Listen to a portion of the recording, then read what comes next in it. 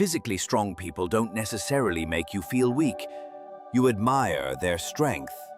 When you meet someone who is rich, you might envy them, but you don't feel personally attacked. But when you encounter someone who is intellectually superior, something strange happens. Psychologists call this the mirror effect. A deep thinker doesn't just introduce new ideas, they reflect back the limitations of those around them. And people don't forgive that easily. The mere presence of someone who thinks deeply can make others feel inadequate, even if the deep thinker says nothing at all. But why does this happen? Why does intelligence, more than any other kind of superiority, provoke such discomfort? To understand this, let's consider how our minds process different forms of superiority. When someone is physically stronger, we might see them as a leader or protector. When someone is wealthier, we might admire their success or aspire to achieve something similar. These qualities, strength, wealth, beauty, are external. We recognize them, but they don't necessarily challenge our core self-perception. However, intelligence operates differently. Unlike physical strength or material wealth, intelligence is deeply tied to identity. We define ourselves by our thoughts, our beliefs, our understanding of the world. So when we meet someone who thinks on a deeper level, someone who questions what we take for granted, it can feel like a direct attack on our sense of self. Instead of admiring intelligence, many people subconsciously resist it. Not because the deep thinker is arrogant or dismissive, but because their very presence forces others to confront their own limitations. This is why, throughout history, deep thinkers have been pushed to the fringes of society. Their insights don't just challenge ideas, they challenge egos. And human beings by nature will do almost anything to protect their ego from discomfort. Take a moment to reflect on your own experiences. Have you ever tried to introduce a deep or complex idea in a casual conversation, only to be met with blank stares or awkward silence? Have you ever noticed how people quickly shift topics when discussions move beyond surface-level chatter? This isn't just coincidence, it's a defense mechanism. When people encounter a deep thinker, their mind goes into self-preservation mode. Instead of being curious, they resist. Instead of engaging, they dismiss. This is why intellectuals, philosophers, and visionaries often find themselves isolated, not because they want to be alone, but because society pushes them away. Interestingly, studies show that confidence is often valued more than intelligence in social settings. People are naturally drawn to those who project certainty, even if their ideas are shallow. This is why charismatic but simplistic thinkers gain more influence than deep thinkers who speak with nuance. History is full of examples. Populist leaders, motivational speakers, and viral influencers who thrive by telling people what they want to hear rather than challenging them to think critically. Meanwhile, those who question widely accepted beliefs often struggle to find a broad audience. This is the paradox of intelligence. The more someone seeks truth, the more they become disconnected from the majority.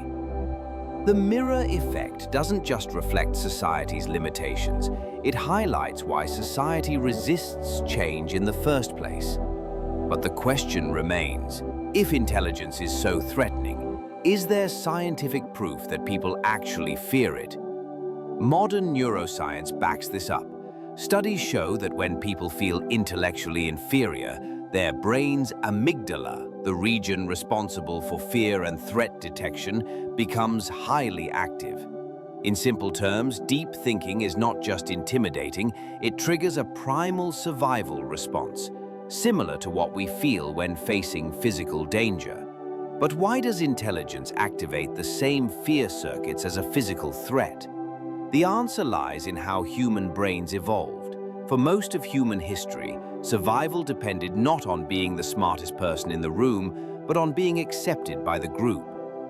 Our ancestors thrived in tribes where social harmony meant safety. Being rejected by the group could mean death, as isolation led to vulnerability. This is why human brains are wired for social acceptance over intellectual pursuit. When someone highly intelligent enters a social setting, they unknowingly disrupt the tribal balance. Their presence challenges existing ideas, social norms, and group dynamics. This triggers the brain's defense mechanism, as if facing a potential enemy, rather than just a deeper thinker. This is why many deep thinkers feel isolated, not because they lack social skills, but because their intelligence makes them stand out in a world that values fitting in over standing out. A 2021 study at Stanford University uncovered something even more shocking. The rejection of deep thinkers is context-dependent. When people interact with an intellectual one-on-one, they feel less threatened. But in group settings, the threat response spikes dramatically. Why? Because social status becomes more important in groups. People don't just react to intelligence itself, they react to how others perceive them in comparison. If someone feels outshined by a deep thinker, they instinctively try to undermine or exclude them to protect their social standing. This explains why deep thinkers often find genuine conversations in private settings, but struggle to engage in large social environments. Psychologists have identified several cognitive biases that explain why intelligence is often met with resistance. Dunning-Kruger effect. People with low ability often overestimate their intelligence, while highly intelligent people tend to doubt themselves. This creates friction. Those who know little often believe they know more than they do, leading them to dismiss deeper thinkers. Status quo bias. The human brain prefers familiar ideas over new complex truths. Intelligence often introduces disruptive thoughts that make people uncomfortable. Backfire effect. When people are confronted with information that contradicts their beliefs, they don't change their minds, they double down on their existing views. Deep thinkers often face this when introducing challenging ideas. In the digital age, social media has amplified this rejection of intelligence. Algorithms prioritize engagement over depth, meaning that controversial, emotionally charged content spreads faster than thoughtful, well-reasoned arguments. Simple, catchy, and often misleading soundbites outperform nuanced discussions. The more intellectual someone is, the harder it is for them to compress deep ideas into viral-friendly content. As a result, society increasingly favors entertainment over enlightenment, making it even more difficult for deep thinkers to gain acceptance. So, what does this mean for deep thinkers? The rejection of intelligence isn't just social, it's biological, psychological, and cultural. It's built into human nature, reinforced by group dynamics and magnified by modern technology. This doesn't mean deep thinkers should stop sharing their ideas, but it does mean they need to understand the forces working against them. But if society resists intelligence, what does it actually embrace? The answer lies in comfort, a world where predictability is preferred over truth. Arthur Schopenhauer, one of the most brutally honest philosophers in history, believed that intelligence is not a gift, but a curse. Unlike thinkers who saw intelligence as the key to success, Schopenhauer argued that the smarter a person is, the more they struggle to connect with society. But why? What makes intelligence such a burden? Schopenhauer's philosophy was built on a concept he called the will, a blind, irrational force that drives all human behavior. According to him, most people live their lives controlled by the will to live, meaning they seek pleasure, comfort, and survival above all else. However, highly intelligent people operate differently. Instead of blindly following instincts, they develop the will to truth, an insatiable desire to understand reality, even if it leads to discomfort. Regular people seek pleasure and avoid difficult truths. Deep thinkers seek truth, even if it leads to pain and isolation. This creates a fundamental disconnect between intellectuals and the rest of society. Where most people find meaning in relationships, entertainment, and routine pleasures, deep thinkers often feel disillusioned, seeing them as distractions from deeper existential questions. Schopenhauer believed that the more a person understands human nature, the harder it is for them to relate to others. They see through lies and deception. Most social interactions involve small talk, status games, and polite dishonesty, and deep thinkers who value truth over appearance often struggle to participate in this. They crave depth, but society favors simplicity. Most people prefer surface-level conversations, while deep thinkers crave meaningful discussions. This makes it difficult for them to engage in everyday interactions without feeling bored or disconnected. They recognize the futility of human desires. Schopenhauer saw desire and ambition as illusions. He believed most people chase money, power, and relationships, but deep thinkers often question the very purpose of these pursuits. This makes them appear distant or indifferent to what excites the majority. This is why intelligent people often feel misunderstood, alienated, or even resented. Their mere presence forces others to confront uncomfortable truths about themselves, and most people would rather avoid that. Schopenhauer compared intelligence to a heightened sense of awareness, a blessing that feels more like a curse. He wrote, "A high degree of intellect tends to make a man unsocial." His reasoning was simple. The more you understand, the less you can relate. The more you think deeply, the lonelier you become. For Schopenhauer, happiness and intelligence were inversely related. He believed that ignorance, not wisdom, was the true key to happiness. This is why deep thinkers throughout history, like Pascal, Kafka, and others, have often struggled with depression, existential crises, and social isolation. But Schopenhauer did not just diagnose the problem, he also offered solutions. 1. Embrace solitude. He saw solitude not as a punishment, but as a privilege. He believed deep thinkers should use their alone time for intellectual and creative pursuits, rather than seeking validation from society. 2. Find like-minded individuals. Instead of trying to fit into mainstream society, he advised intelligent people to seek out those who think like them through books, philosophy, or exclusive intellectual circles. 3. Engage with the world wisely. He warned against blindly sharing deep insights with people who weren't ready for them.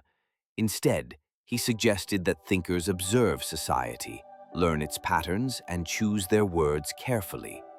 His teachings serve as a guide for modern deep thinkers struggling with social rejection.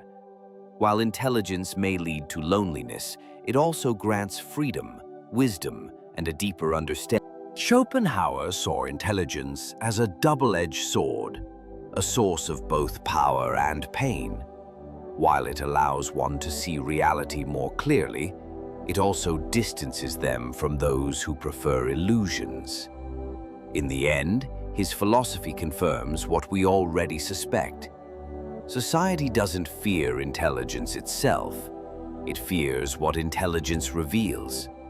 Deep thinkers aren't rejected because they are wrong. They are rejected because they are right too soon. So, if you've ever felt alone in your thoughts, know this. You are not broken. You are simply seeing the world for what it really is. But does this mean deep thinkers are doomed to isolation, or are there ways to navigate society while preserving intellectual depth? The truth is, society isn't built to embrace deep thinkers. It's built to maintain stability. Most people prefer comfort over truth. That's why shallow conversations, simple ideas, and repetitive content dominate social spaces. But why is comfort prioritized over intellectual depth? Why does society resist change, even when that change leads to progress.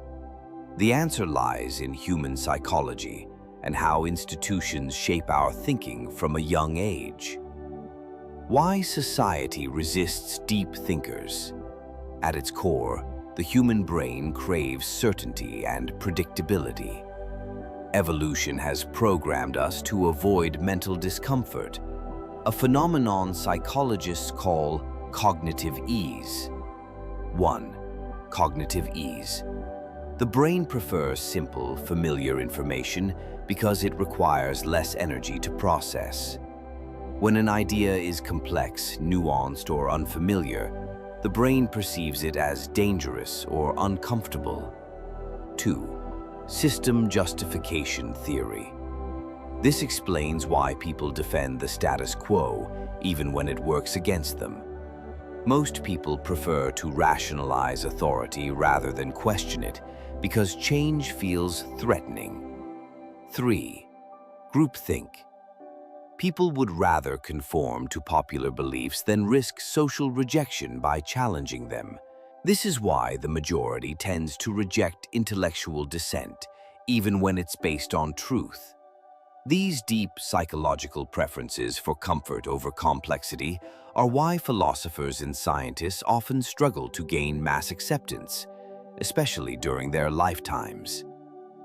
The digital age, anti-intellectual by design. Take today's digital world. Who gets the most attention on social media? Not the intellectuals, but those who can reduce complex ideas into viral feel-good sound bites.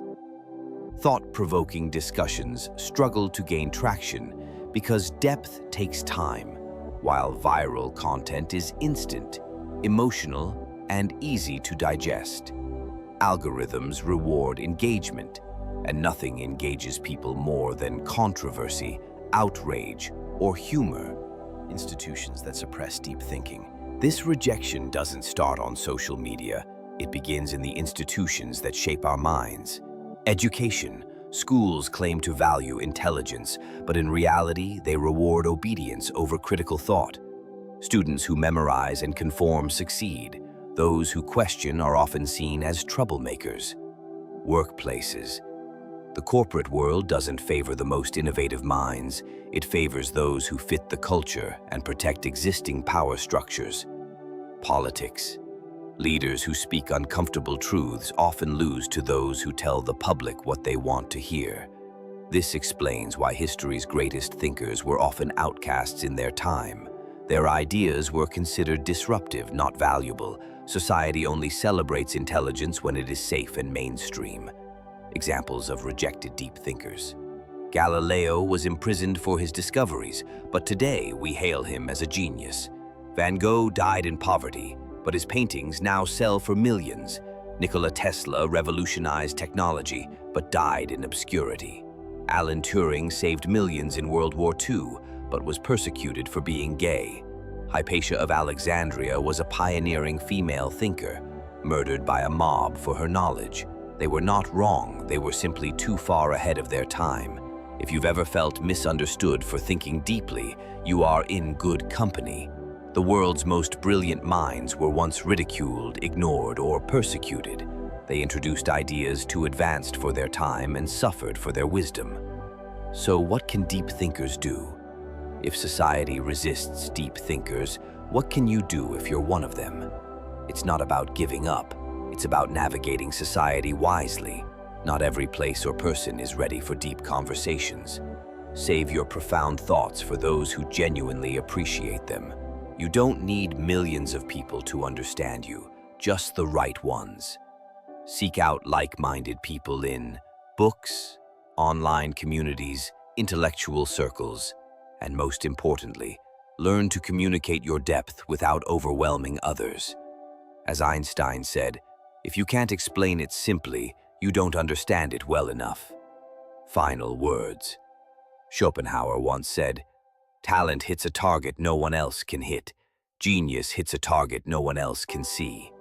Deep thinkers see the world differently. That will always make some people uncomfortable, but that does not mean you should stop thinking deeply. Society needs deep thinkers, it just doesn't always know how to embrace them. So if you've ever felt like an outsider for your thoughts, remember, you are not alone. And while society may fear deep thinkers, it is deep thinkers who push humanity forward. If this resonated with you, share your thoughts in the comments. Have you ever faced rejection for thinking deeply? Let's start a conversation. And if you want to explore more insights from history's greatest minds, hit that subscribe button. We're just getting started.